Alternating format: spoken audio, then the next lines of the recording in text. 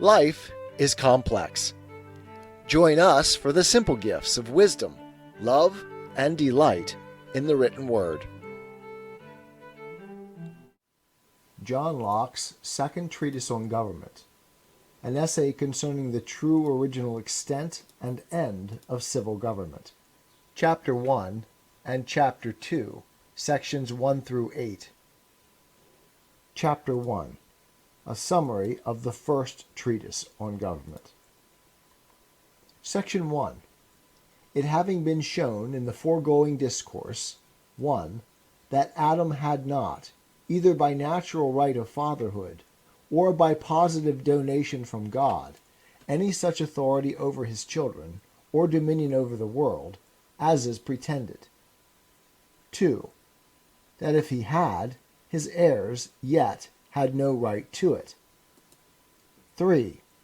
That if his heirs had, there being no law of nature nor positive law of God that determines which is the right heir in all cases that may arise, the right of succession, and consequently of bearing rule, could not have been certainly determined. 4. That if even that had been determined, yet the knowledge of which is the eldest line of Adam's posterity, being so long since utterly lost, that in the races of mankind and families of the world, there remains not to one above another the least pretense to be the eldest house, and to have the right of inheritance. All these premises having, as I think, been clearly made out, it is impossible that the rulers now on earth should make any benefit, or derive any the least shadow of authority from that which is held to be the fountain of all power, Adam's private dominion and paternal jurisdiction, so that he will not give just occasion to think that all government in the world is the product only of force and violence, and that men live together by no other rules but that of beasts, where the strongest carries it, and so lay a foundation for perpetual disorder and mischief, tumult, sedition, and rebellion, things that the followers of that hypothesis so loudly cry out against, must of necessity find out another rise of government, another original of political power, and another way of designing and knowing the persons that have it, than what Sir Robert Filmer hath taught us. Section 2. To this purpose, I think it may not be amiss to set down what I take to be political power, that the power of a magistrate over a subject may be distinguished from that of a father over his children, a master over his servant, a husband over his wife, and a lord over his slave. All which distinct powers happening sometimes together in the same man, if he be considered under these different relations, it may help us to distinguish these powers, one from wealth, a father of a family, and a captain of a galley. Section 3. Political power, then, I take to be a right of making laws with penalties of death, and consequently all less penalties, for the regulating and preserving of property, and of employing the force of the community, in the execution of such laws, and in the defense of the commonwealth from foreign injury, and all this only for the public good. Chapter 2.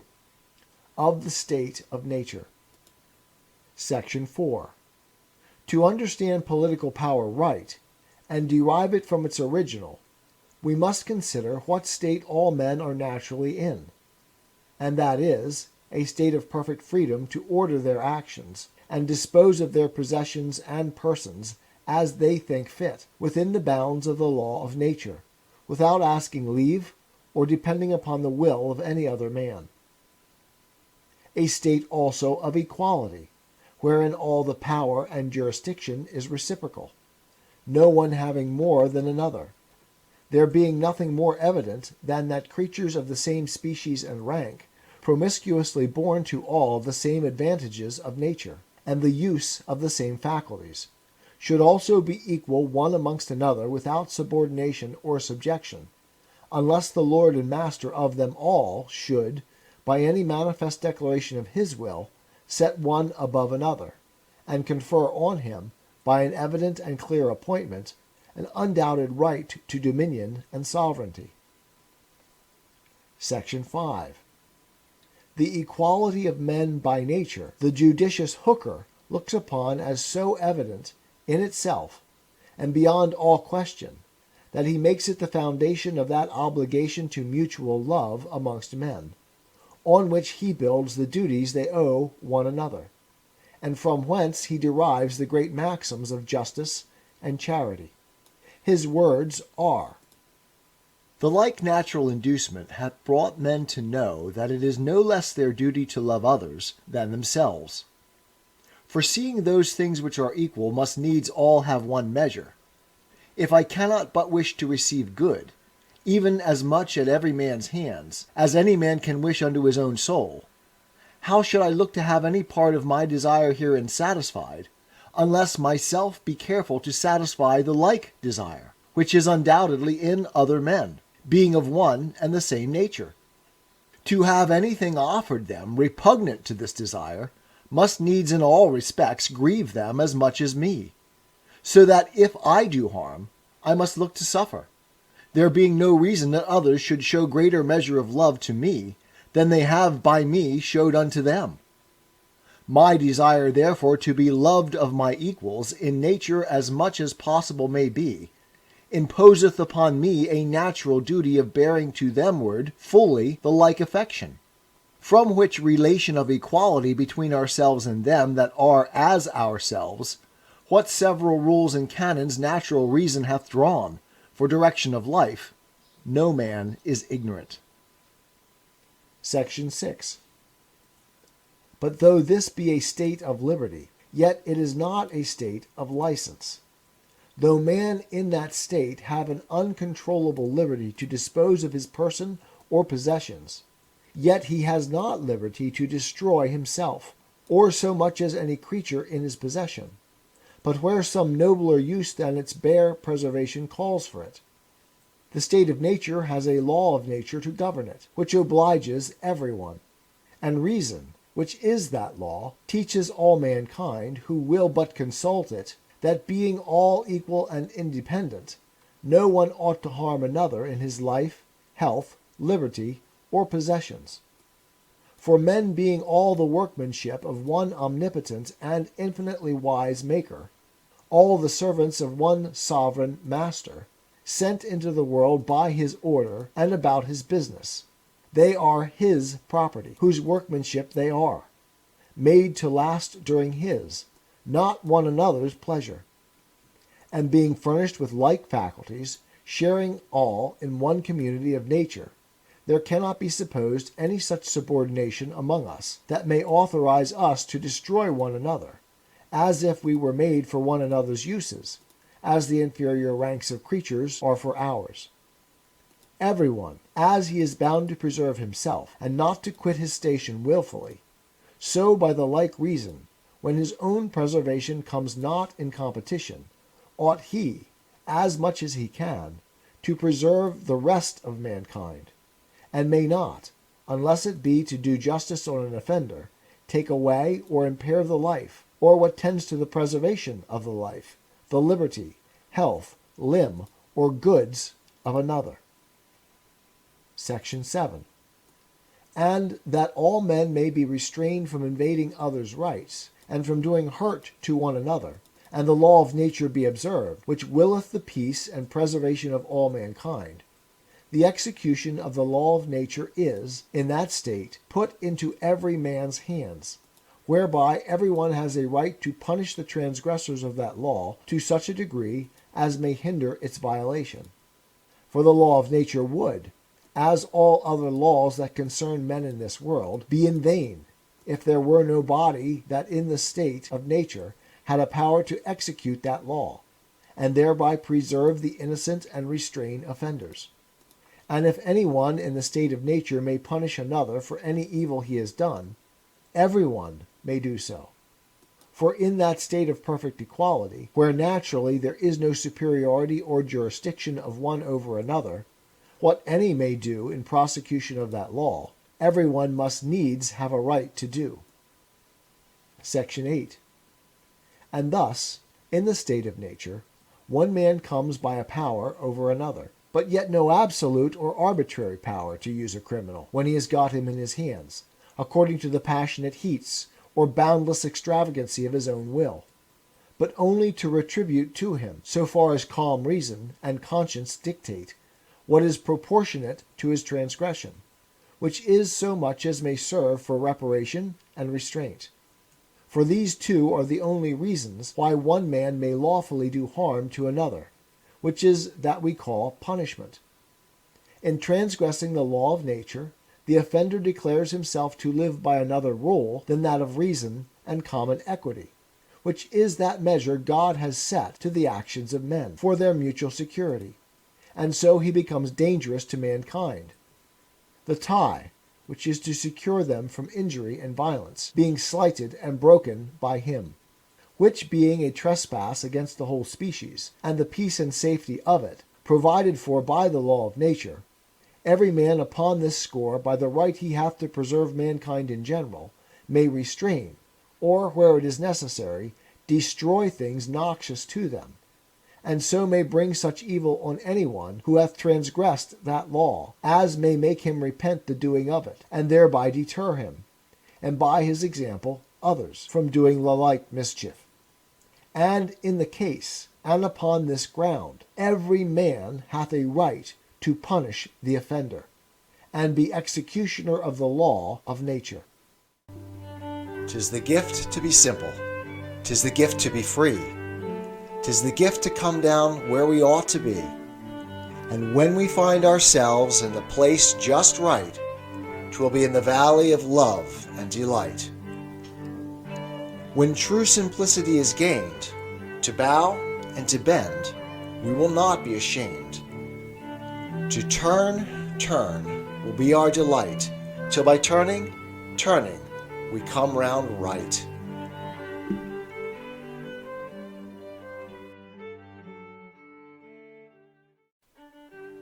Life is complex. Join us for the simple gifts of wisdom, love, and delight in the written word.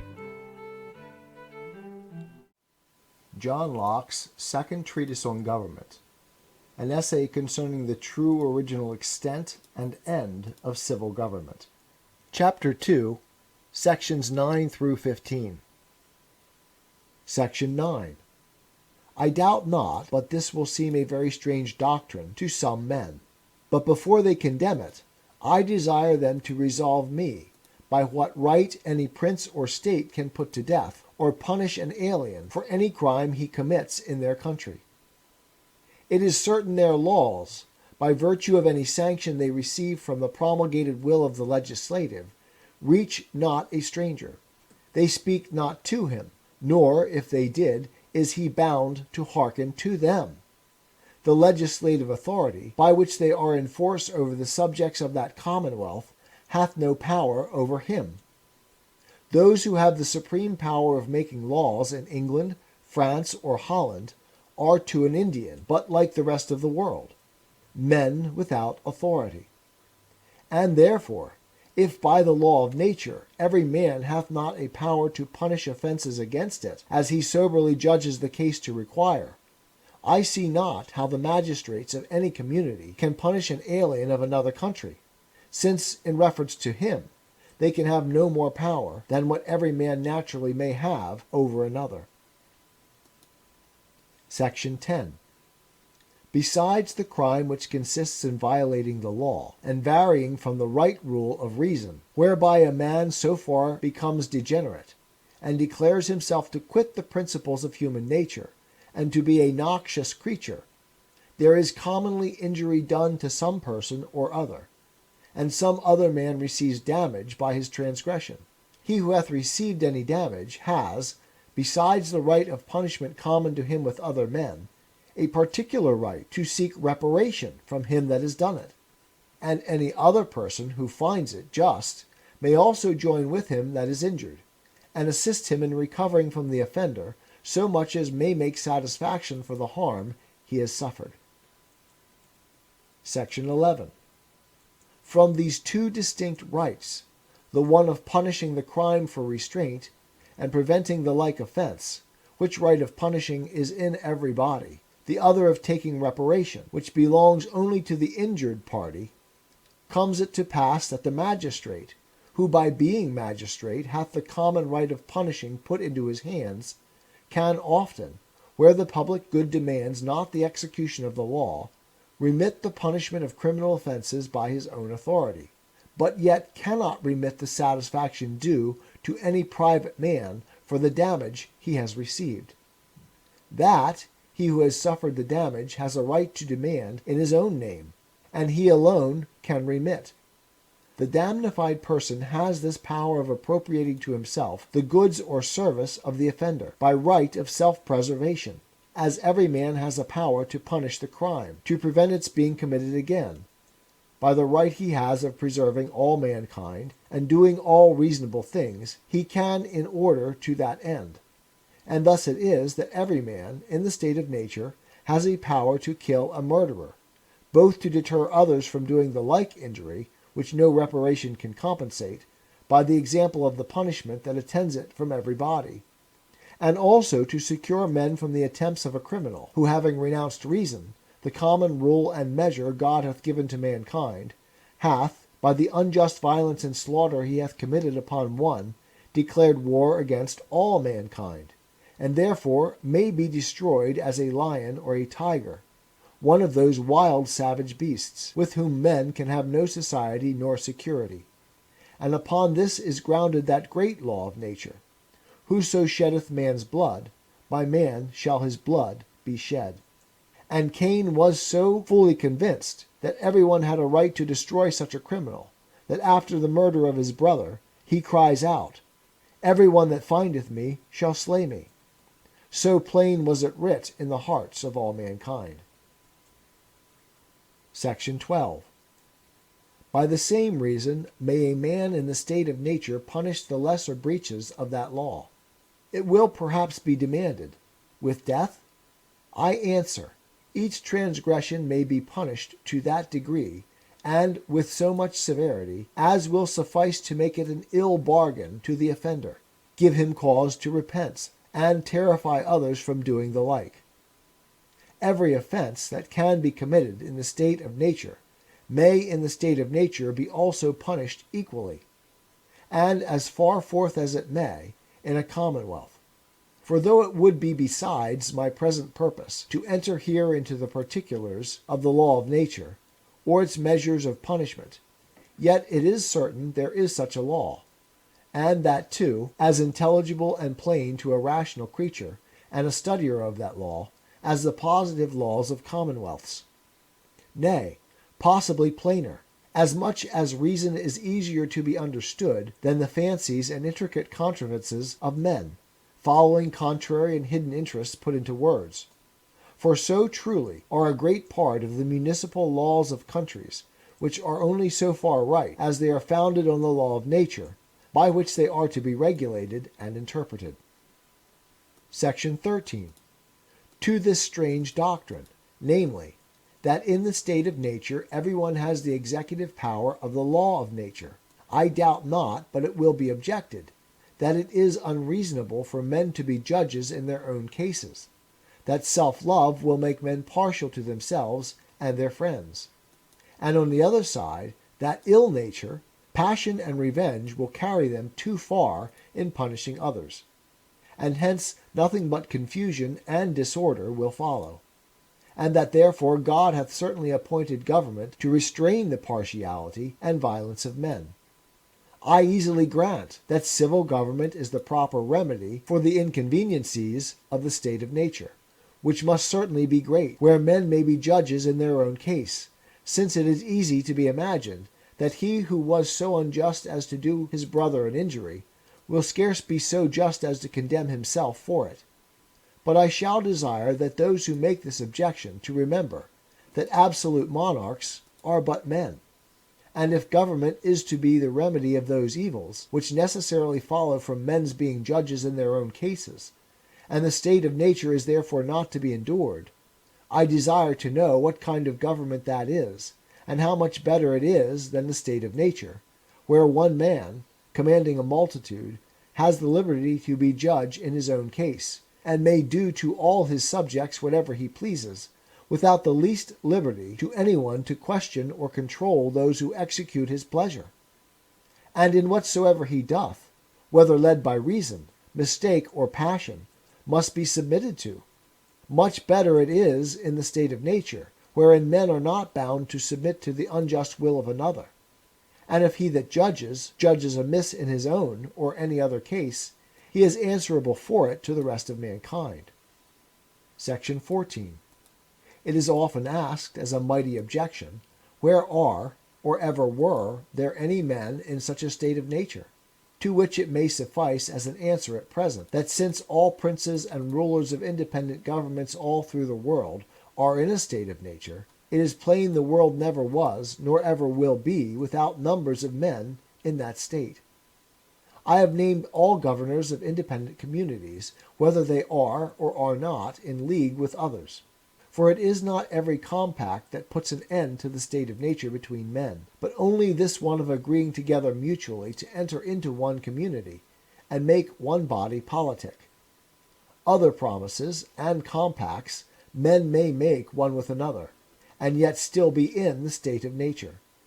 The promises and bargains for truck, etc., between the two men in the desert island, mentioned by Garcilaso de la Vega in his History of Peru, or between a Swiss and an Indian in the woods of America, are binding to them, though they are perfectly in a state of nature, in reference to one another.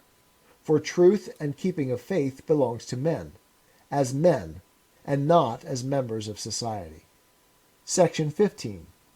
To those that say there were never any men in the state of nature, I will not only oppose the authority of the judicious Hooker, where he says, quote, the laws which have been hitherto mentioned, that is, the laws of nature, do bind men absolutely, even as they are men, although they have never any settled fellowship, never any solemn agreement amongst themselves what to do or not to do. But forasmuch as we are not by ourselves sufficient to furnish ourselves with competent store of things, needful for such a life as our nature doth desire, a life fit for the dignity of man, therefore to supply those defects and imperfections which are in us, as living single and solely by ourselves, we are naturally induced to seek communion and fellowship with others. This was the cause of men's uniting themselves at first in politic societies. End quote. But I moreover affirm that all men are naturally in that state, and remain so, till by their own consents they make themselves members of some politic society. And I doubt not in the sequel of this discourse to make it very clear. 'Tis the gift to be simple, 'tis the gift to be free, 'tis the gift to come down where we ought to be, and when we find ourselves in the place just right, 'twill be in the valley of love and delight. When true simplicity is gained, to bow and to bend, we will not be ashamed. To turn will be our delight, till by turning, we come round right.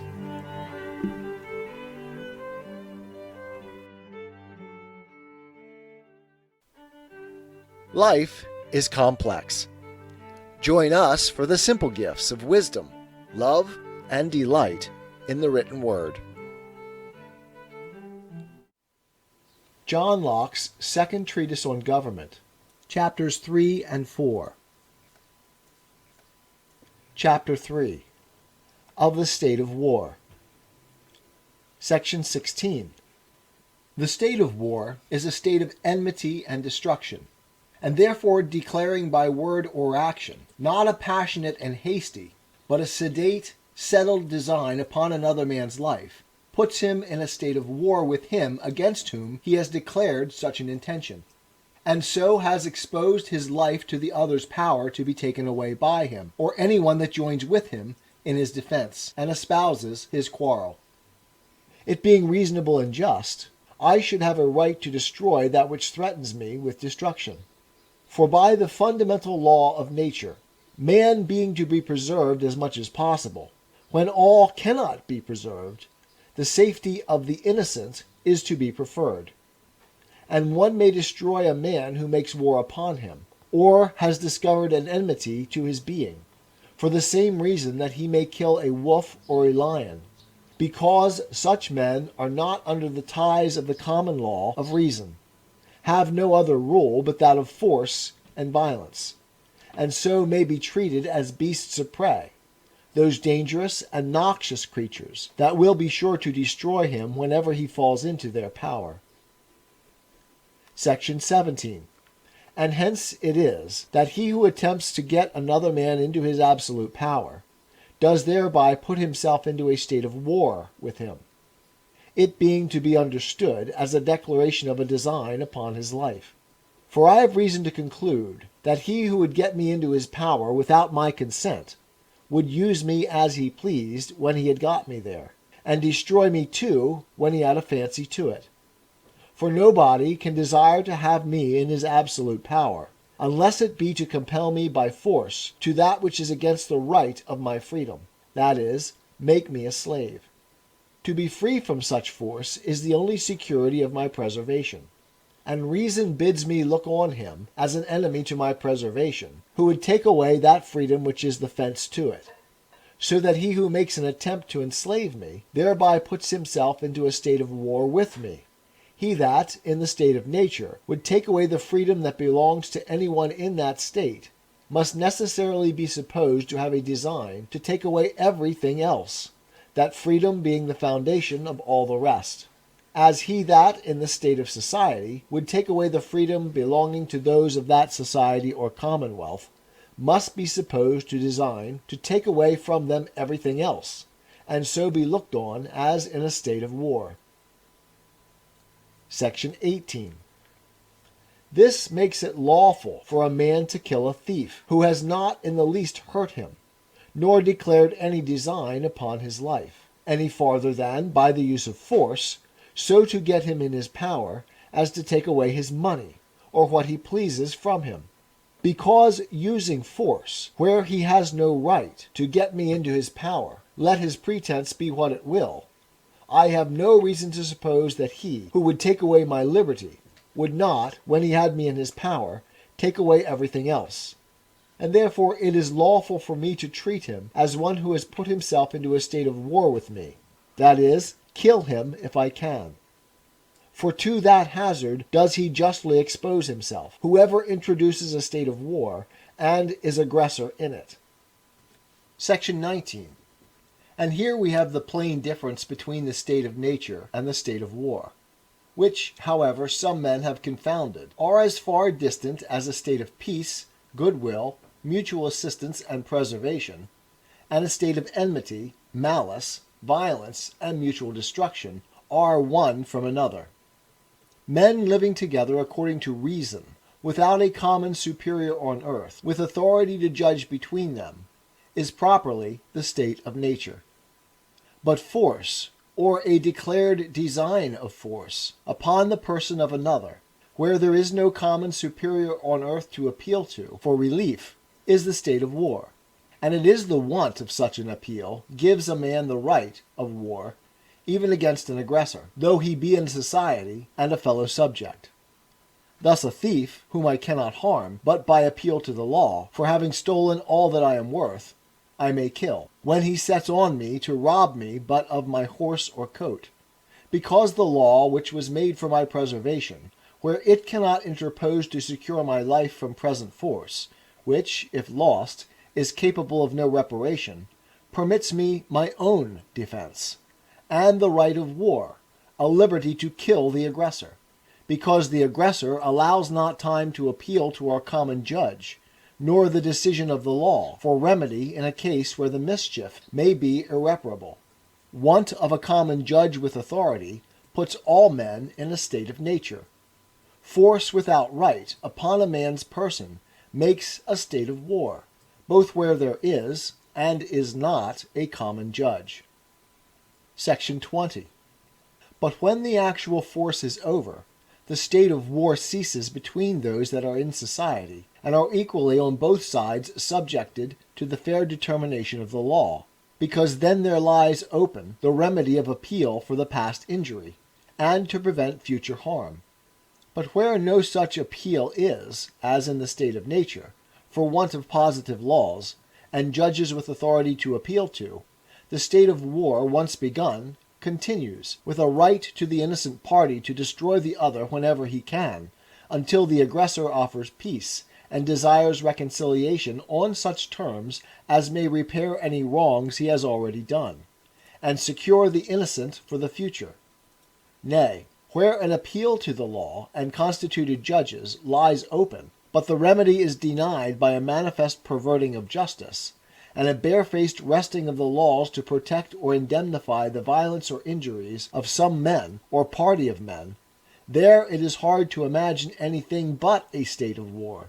For wherever violence is used and injury done, though by hands appointed to administer justice, it is still violence and injury, however colored with the name, pretenses, or forms of law, the end whereof being to protect and redress the innocent, by an unbiased application of it to all who are under it.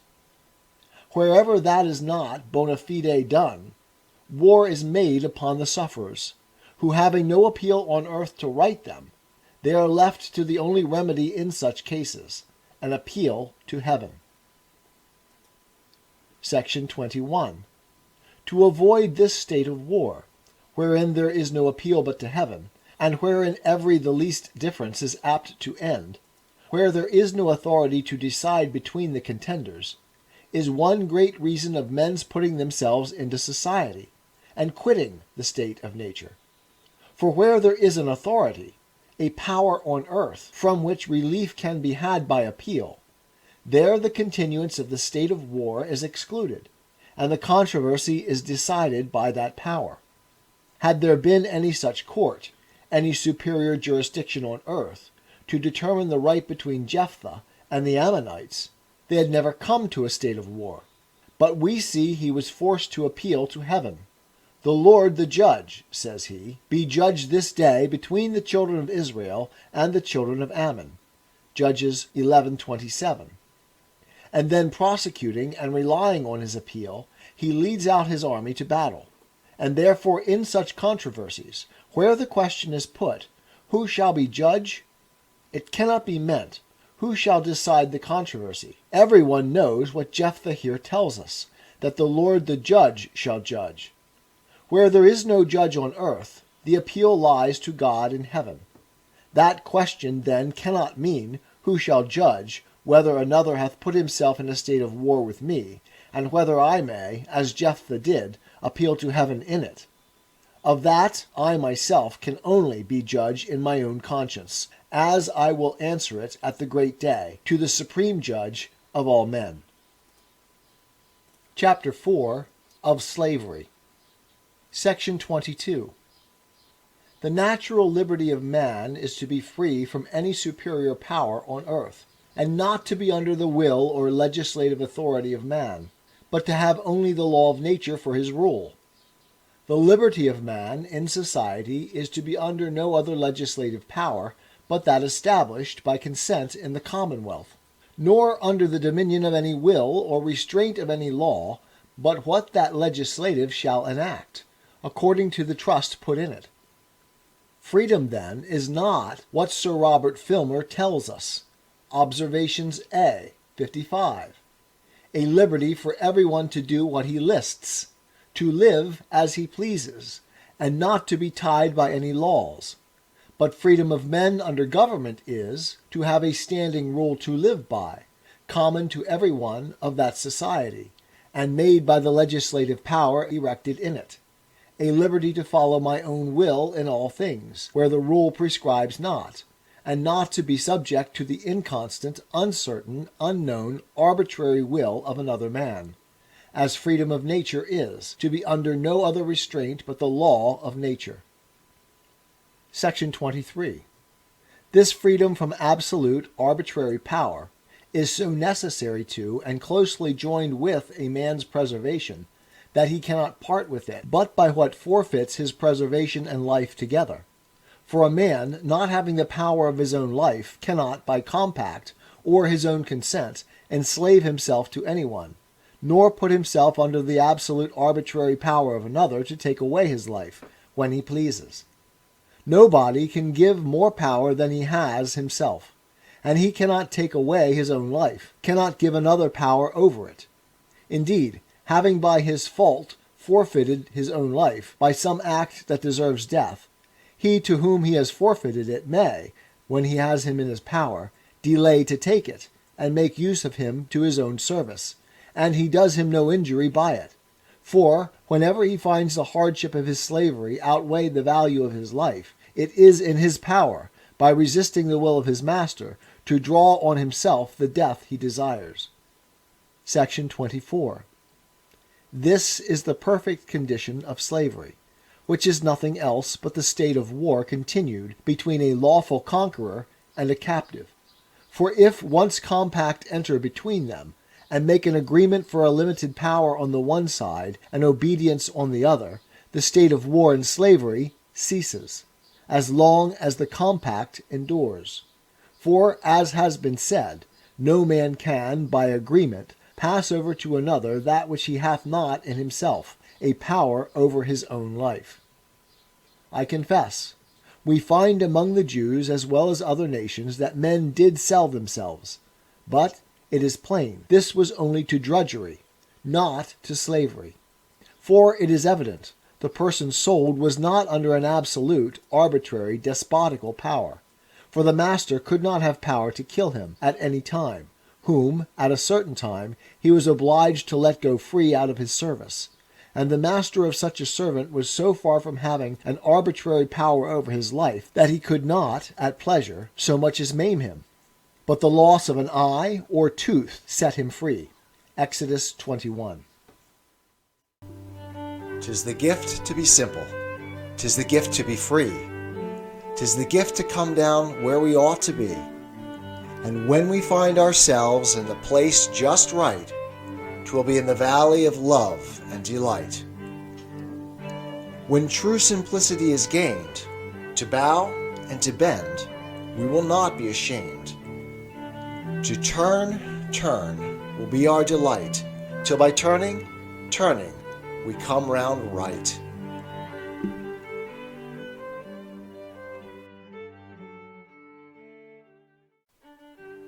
Life is complex. Join us for the simple gifts of wisdom, love, and delight in the written word. John Locke, Second Treatise on Government, Chapter 5, of Property, Sections 25 through 34. Section 25. Whether we consider natural reason, which tells us that men, being once born, have a right to their preservation, and consequently to meat and drink, and such other things as nature affords for their subsistence, or revelation, which gives us an account of those grants God made of the world to Adam and to Noah and his sons, it is very clear that God, as King David says, Psalm 115:16, has given the earth to the children of men, given it to mankind in common. But this being supposed, it seems to some a very great difficulty how anyone should ever have come to have a property in anything. I will not content myself to answer that if it be difficult to make out property upon a supposition that God gave the world to Adam and his posterity in common, it is impossible that any man but one universal monarch should have any property upon a supposition that God gave the world to Adam and his heirs in succession, exclusive of all the rest of his posterity. But I shall endeavor to show how men might come to have a property in several parts of that which God gave to mankind in common, and that without any express compact of all the commoners. Section 26. God, who hath given the world to men in common, hath also given them reason to make use of it to the best advantage of life and convenience.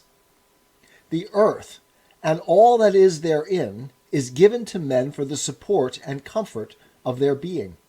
And though all the fruits it naturally produces, and beasts it feeds, belong to mankind in common, as they are produced by the spontaneous hand of nature, and no body has originally a private dominion, exclusive of the rest of mankind in any of them, as they are thus in their natural state.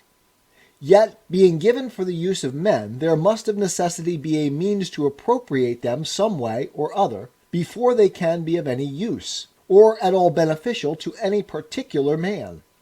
The fruit, or venison, which nourishes the wild Indian, who knows no enclosure, and is still a tenant in common, must be his, and so his, that is, a part of him, that another can no longer have any right to it, before it can do him any good for the support of his life. Section 27. Though the earth and all inferior creatures be common to all men, yet every man has a property in his own person. This nobody has any right to but himself. The labor of his body and the work of his hands, we may say, are properly his. Whatsoever then he removes out of the state that nature hath provided, and left it in, he hath mixed his labor with, and joined to it something that is his own, and thereby makes it his property. It being by him removed from the common state nature hath placed it in, it hath by this labor something annexed to it, that excludes the common right of other men. For this labor being the unquestionable property of the laborer, no man but he can have a right to what that is once joined to, at least where there is enough, and as good, left in common for others. Section 28. He that is nourished by the acorns he picked up under an oak, or the apples he gathered from the trees in the wood, has certainly appropriated them to himself. Nobody can deny but the nourishment is his. I ask, then, when did they begin to be his? When he digested, or when he eat, or when he boiled, or when he brought them home, or when he picked them up? And it is plain, if the first gathering made them not his, nothing else could. That labor put a distinction between them and common. That added something to them more than nature, the common mother of all, had done. And so they became his private right. And will anyone say he had no right to those acorns or apples he thus appropriated, because he had not the consent of all mankind to make them his? Was it a robbery thus to assume to himself what belonged to all in common? If such a consent as that was necessary, man had starved, notwithstanding the plenty God had given him. We see in commons, which remain so by compact, that it is the taking any part of what is common, and removing it out of the state nature leaves it in, which begins the property, without which the common is of no use. And the taking of this or that part does not depend on the express consent of all the commoners. Thus the grass my horse has bit, the turfs my servant has cut, and the ore I have digged in any place where I have a right to them in common with others, become my property, without the assignation or consent of any body. The labor that was mine, removing them out of that common state they were in, hath fixed my property in them. Section 29. By making an explicit consent of every commoner, necessary to anyone's appropriating to himself any part of what is given in common, children or servants could not cut the meat which their father or master had provided for them in common, without assigning to everyone his peculiar part. Though the water running in the fountain be everyone's, yet who can doubt but that in the pitcher is his only who drew it out? His labor hath taken it out of the hands of nature where it was common, and belonged equally to all her children, and hath thereby appropriated it to himself. Section 30. Thus this law of reason makes the deer that Indian's who hath killed it. It is allowed to be his goods, who hath bestowed his labor upon it, though before it was the common right of every one. And amongst those who are counted the civilized part of mankind, who have made and multiplied positive laws to determine property, this original law of nature, for the beginning of property, in what was before common, still takes place. and by virtue thereof, what fish anyone catches in the ocean, that great and still remaining common of mankind, or what ambergris one may take up here, is by the labor that removes it out of that common state nature left it in, made his property, who takes that pains about it.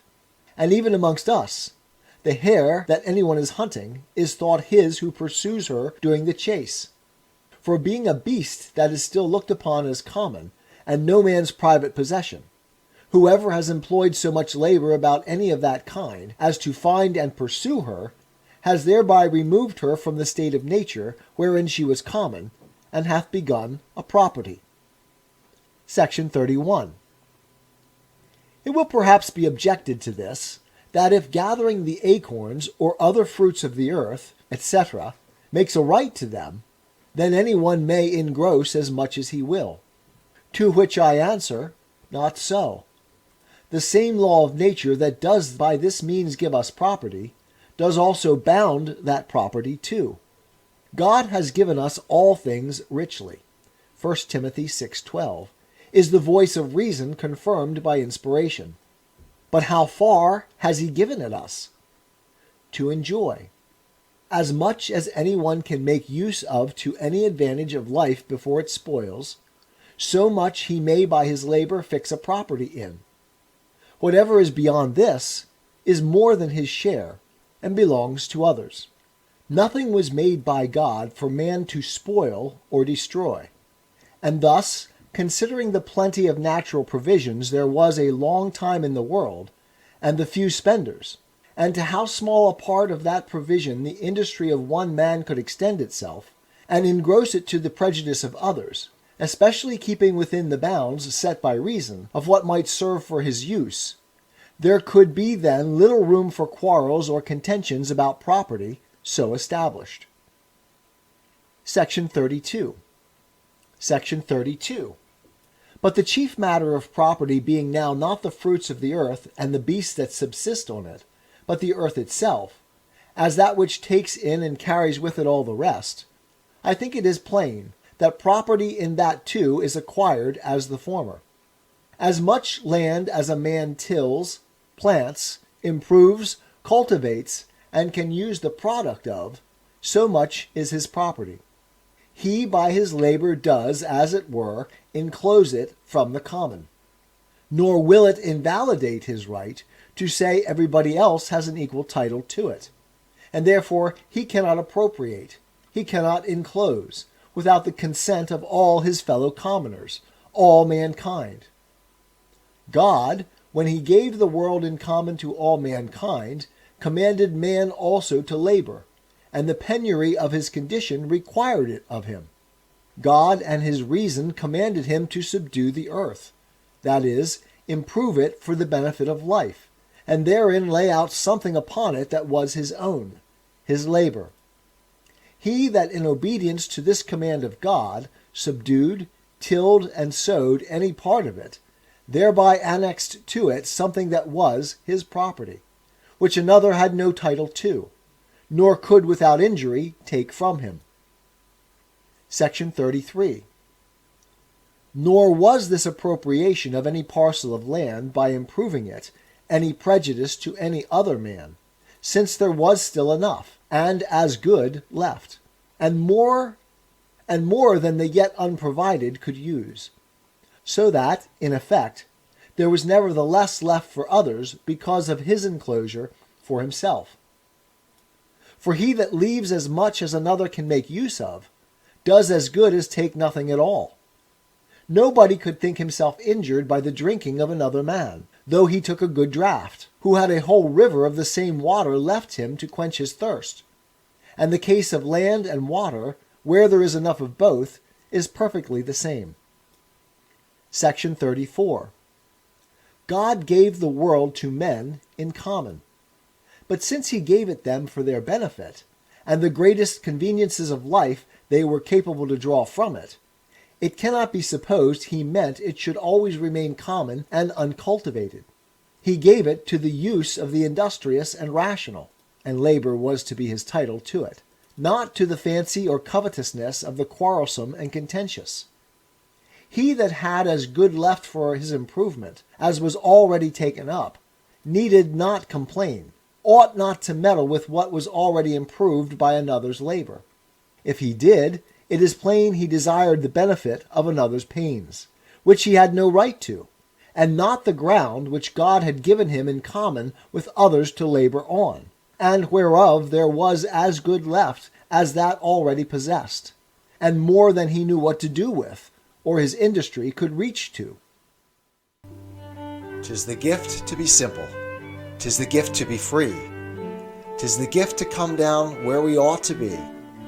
And when we find ourselves in the place just right, 'twill be in the valley of love and delight. When true simplicity is gained, to bow and to bend, we will not be ashamed. To turn will be our delight, till by turning, we come round right.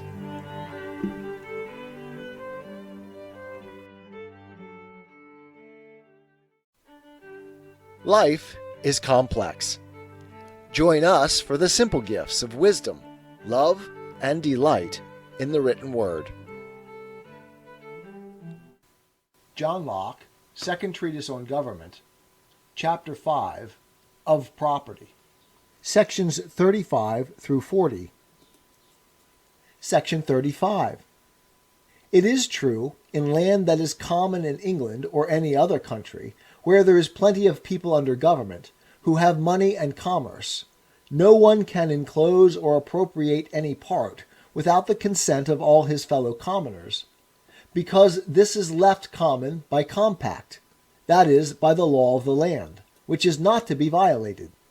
And though it be common in respect of some men, it is not so to all mankind, but is the joint property of this country, or this parish. Besides, the remainder, after such enclosure, would not be as good to the rest of the commoners as the whole was when they could all make use of the whole.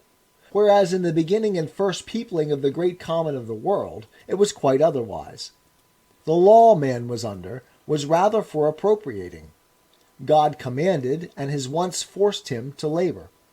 That was his property which could not be taken from him wherever he had fixed it.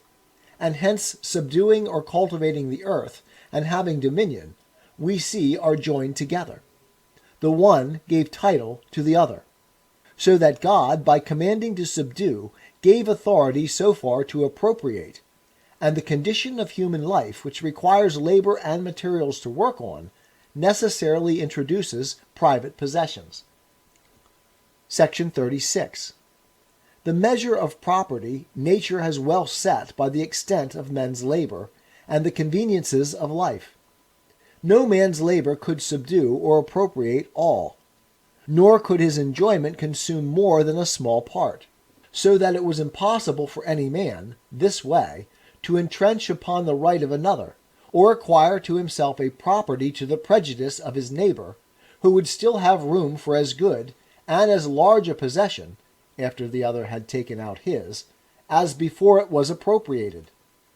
This measure did confine every man's possession to a very moderate proportion, and such as he might appropriate to himself without injury to anybody in the first ages of the world, when men were more in danger to be lost, by wandering from their company, in the then vast wilderness of the earth, than to be straitened for want of room to plant in.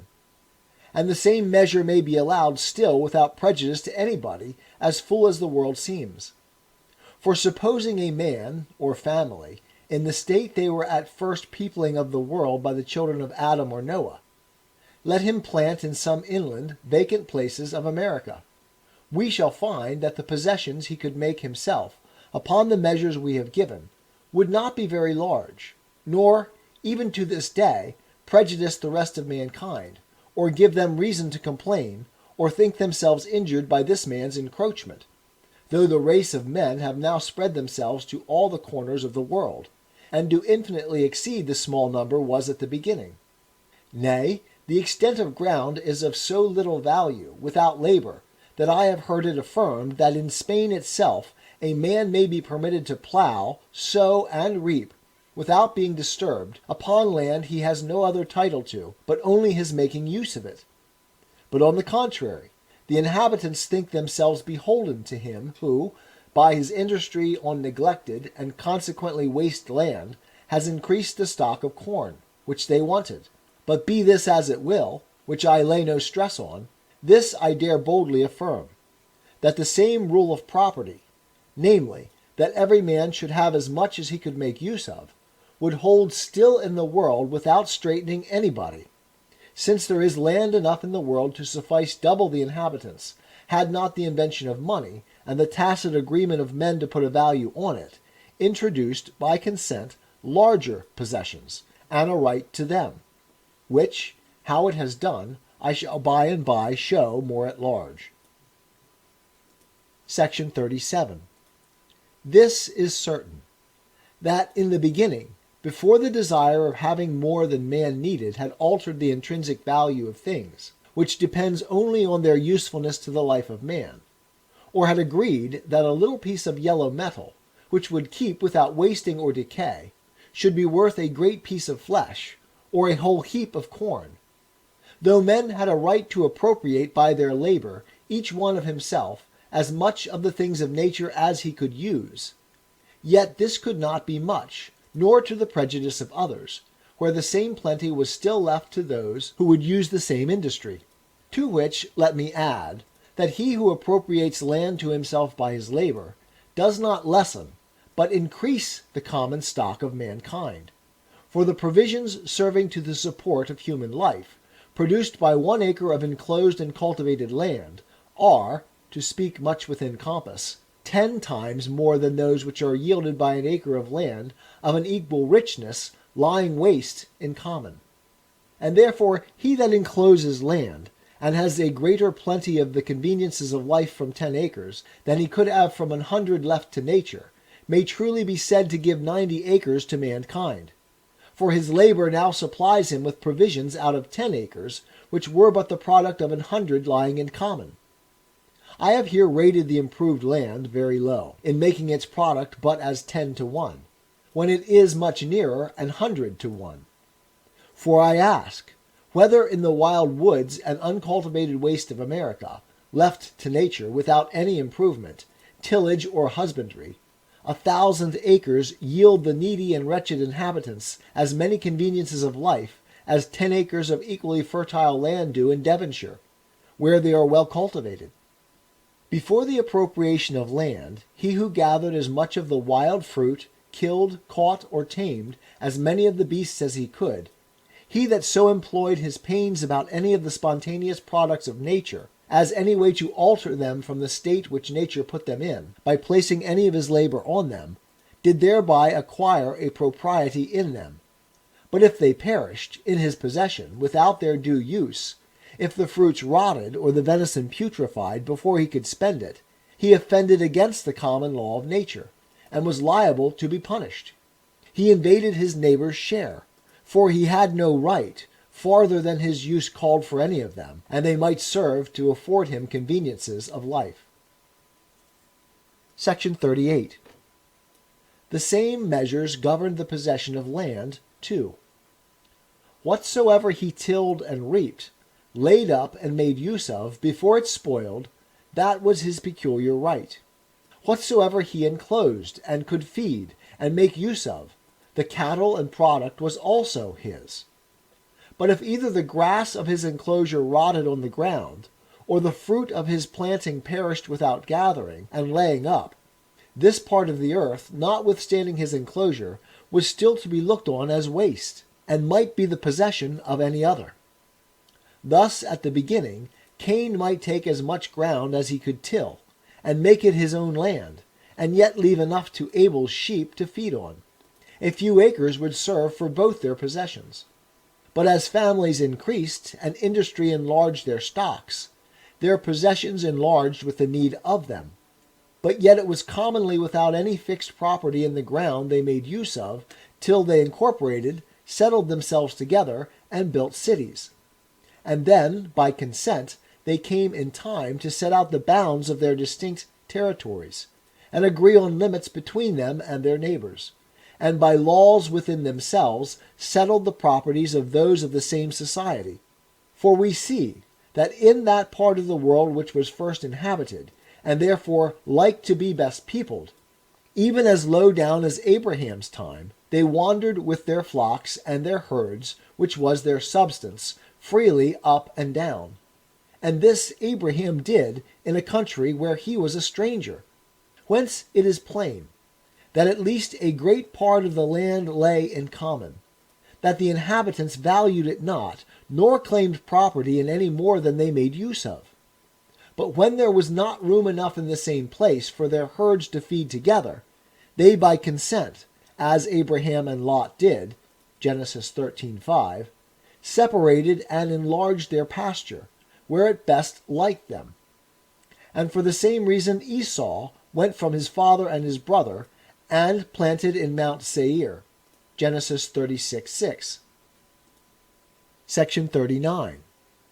And thus, without supposing any private dominion and property in Adam over all the world, exclusive of all other men, which can no way be proved, nor any one's property be made out from it, but supposing the world given, as it was, to the children of men in common, we see how labor could make men distinct titles to several parcels of it, for their private uses, wherein there could be no doubt of right, no room for quarrel.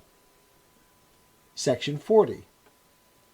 Nor is it so strange, as perhaps before consideration it may appear, that the property of labor should be able to overbalance the community of land.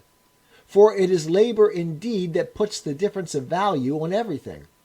And let any one consider what the difference is between an acre of land planted with tobacco or sugar, sown with wheat or barley, and an acre of the same land lying in common, without any husbandry upon it. And he will find that the improvement of labor makes the far greater part of the value. I think it will be but a very modest computation to say that of the products of the earth useful to the life of man, 9/10 are the effects of labor.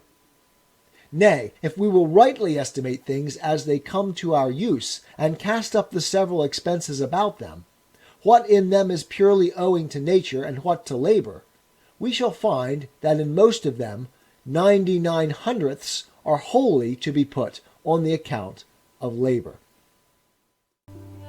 'Tis the gift to be simple. 'Tis the gift to be free.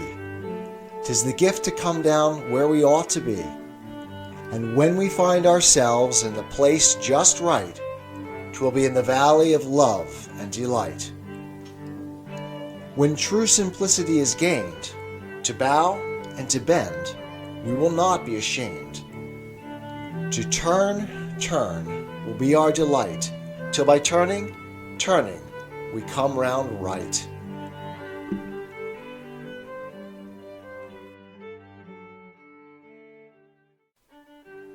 Life is complex. Join us for the simple gifts of wisdom, love, and delight in the written word. John Locke, Second Treatise on Government, Chapter 5, of Property, Sections 41 through 51. Section 41.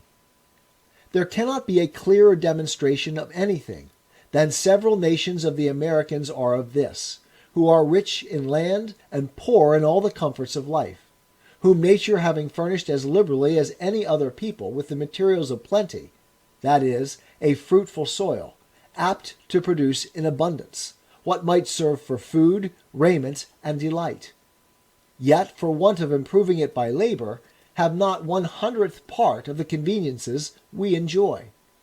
And a king of a large and fruitful territory there feeds, lodges, and is clad worse than a day laborer in England. Section 42.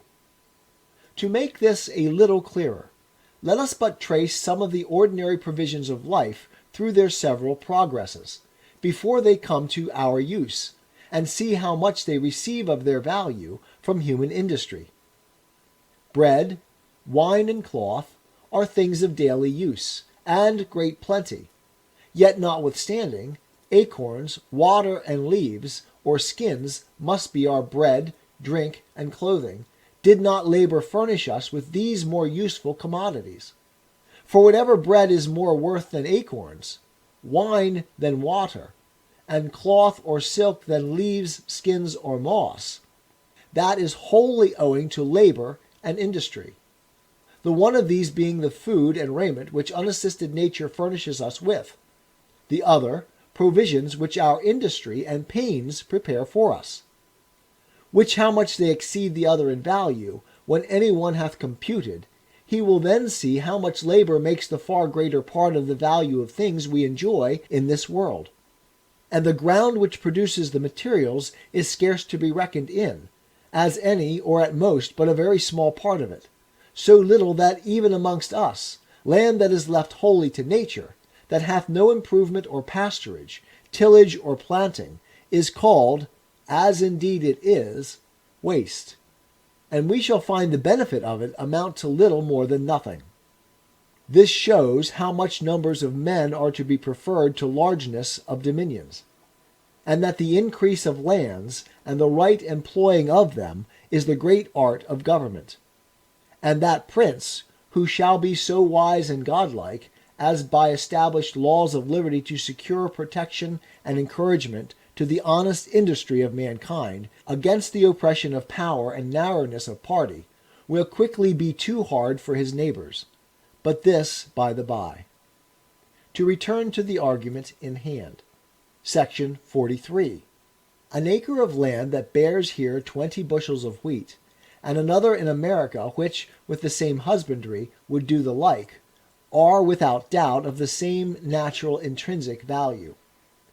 But yet the benefit mankind receives from the one in a year is worth 51, and from the other possibly not worth a penny, if all the profit an Indian received from it were to be valued and sold here. At least, I may truly say, not 1,000th. It is labor, then, which puts the greatest part of value upon land, without which it would scarcely be worth anything. It is to that we owe the greatest part of all its useful products. For all that the straw, bran, bread of that acre of wheat is more worth than the product of an acre of his good land, which lies waste, is all the effect of labor. For it is not barely the plowman's pains, the reaper's and thresher's toil, and the baker's sweat, is to be counted into the bread we eat, the labor of those who broke the oxen, who digged and wrought the iron and stones, who felled and framed the timber employed about the plow, mill, oven, or any other utensils, which are a vast number, requisite to this corn, from its being feed to be sown to its being made bread, must all be charged on the account of labor, and received as an effect of that. Nature and the earth furnished only the almost worthless materials as in themselves. It would be a strange catalogue of things that industry provided and made use of, about every loaf of bread, before it came to our use, if we could trace them. Iron, wood, leather, bark, timber, stone, bricks, coals, lime, cloth, dyeing drugs, pitch, tar, masts, ropes, and all the materials made use of in the ship, that brought any of the commodities made use of by any of the workmen to any part of the work, all which it would be almost impossible, at least too long, to reckon up. Section 44. From all which it is evident that though the things of nature are given in common, yet man, by being master of himself and proprietor of his own person, and the actions or labor of it, had still in himself the great foundation of property, and that which made up the great part of what he applied to the support or comfort of his being, when invention and arts had improved the conveniences of life, was perfectly his own, and did not belong in common to others. Section 45. Thus labor, in the beginning, gave a right of property, wherever anyone was pleased to employ it upon what was common, which remained a long while the far greater part, and is yet more than mankind makes use of. Men, at first, for the most part, contented themselves with what unassisted nature offered to their necessities. And though afterwards, in some parts of the world, where the increase of people and stock, with the use of money, had made land scarce, and so of some value, the several communities settled the bounds of their distinct territories, and by laws within themselves regulated the properties of the private men of their society, and so, by compact and agreement, settled the property which labor and industry began, and the leagues that had been made between several states and kingdoms, either expressly or tacitly disowning all claim and right to the land in the other's possession, have, by common consent, given up their pretenses to their natural common right, which originally they had to those countries, and so have, by positive agreement, settled a property amongst themselves in distinct parts and parcels of the earth. Yet there are still great tracts of ground to be found, which, the inhabitants thereof not having joined with the rest of mankind in the consent of the use of their common money, lie waste, and are more than the people who dwell on it do, or can make use of, and so still lie in common, though this can scarce happen amongst that part of mankind that have consented to the use of money. Section 46. The greatest part of things really useful to the life of man, and such as the necessity of subsisting made the first commoners of the world look after, as it doth the Americans now, are generally things of short duration, such as, if they are not consumed by use, will decay and perish of themselves. Gold, silver, and diamonds are things that fancy or agreement hath put the value on, more than real use, and the necessary support of life. Now of those good things which nature hath provided in common, every one had a right, as hath been said, to as much as he could use, and property in all that he could effect with his labor. All that his industry could extend to alter from the state nature had put it in, was his. He that gathered 100 bushels of acorns or apples had thereby a property in them. They were his goods as soon as gathered.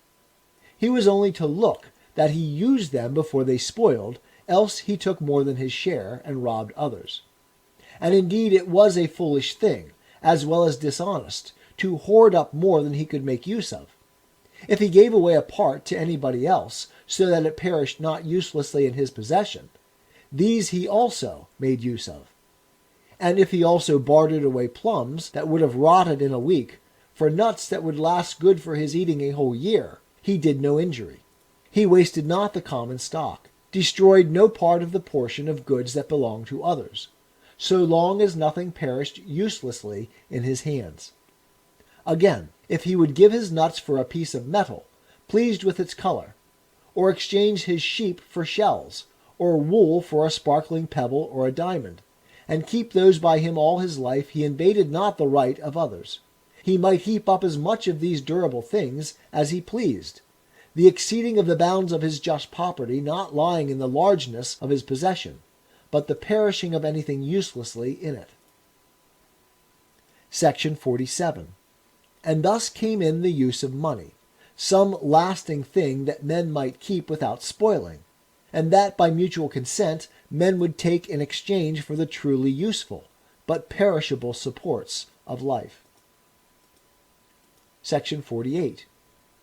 And as different degrees of industry were apt to give men possessions in different proportions, so this invention of money gave them the opportunity to continue and enlarge them.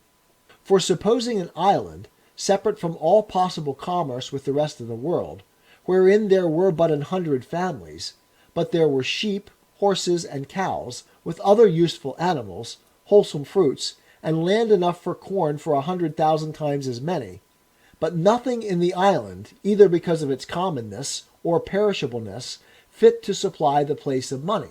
What reason could anyone have there to enlarge his possessions beyond the use of his family, and a plentiful supply to its consumption, either in what their own industry produced, or they could barter for like perishable, useful commodities with others?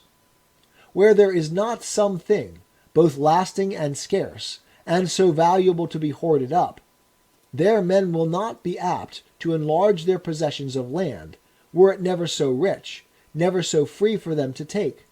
For I ask, what would a man value 10,000 or 100,000 acres of excellent land, ready cultivated, and well stocked too with cattle, in the middle of the inland parts of America, where he had no hopes of commerce with other parts of the world to draw money to him by the sale of the product. It would not be worth the enclosing, and we should see him give up again to the wild common of nature whatever was more than would supply the conveniences of life to be had there for him and his family. Section 49. Thus, in the beginning, all the world was America, and more so than that is now, for no such thing as money was anywhere known.